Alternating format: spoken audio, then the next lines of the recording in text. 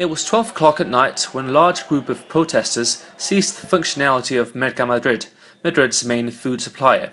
This was the beginning of a 24-hour strike that tried to paralyze the country. Since then, labor union representatives have been working around the clock, avoiding the normal activity in industrial areas, transport, public buildings, education, media and commercial stores, even if that meant confronting the police.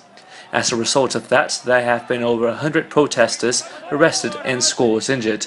Dozens of police officers are reported to be among the injured, but all of this effort has had different results. Although the main industry has been practically stopped, transports have operated with minimum services, working at 30% of its normal activity.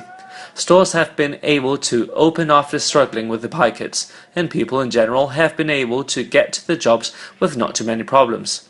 But still, the austerity message of the government have managed to get thousands of Spaniards out in the streets protesting for the budget cuts, tax raises, labor, education and health reforms.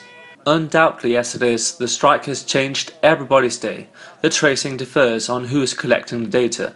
Labor unions argue that millions of people have followed the strike, a little less than last one. The government says, on the contrary, that the results have been rather low between the officials, hostelry and commercial stores. And if we stick to a non-interpretive fact, the electoral consumption has been higher than in the last two general strikes held in March of this same year and in September of 2010. Although a major view may be taken if we count the demonstration that has taken place in all the main cities in Spain.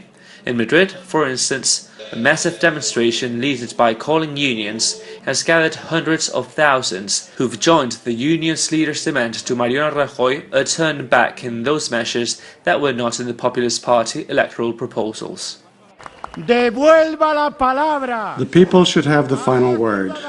Citizens of this country, including those who, in good faith, have voted for his party, did not vote for him to rule using the directives of the European Central Bank, which simply interpret the interests of the financial markets and the German Chancellor. This strike, the 9th in Spanish democracy, has been called by the major unions to protest against the Prime Minister Mariano Rajoy's austerity measures that include budget cuts in education and hikes in personal income tax and VAT. They have also protested against the labor reform just as the same as the rest of the people gathered here tonight in the Plaza de Colón in Madrid. Ian Diaz, Press TV, Madrid.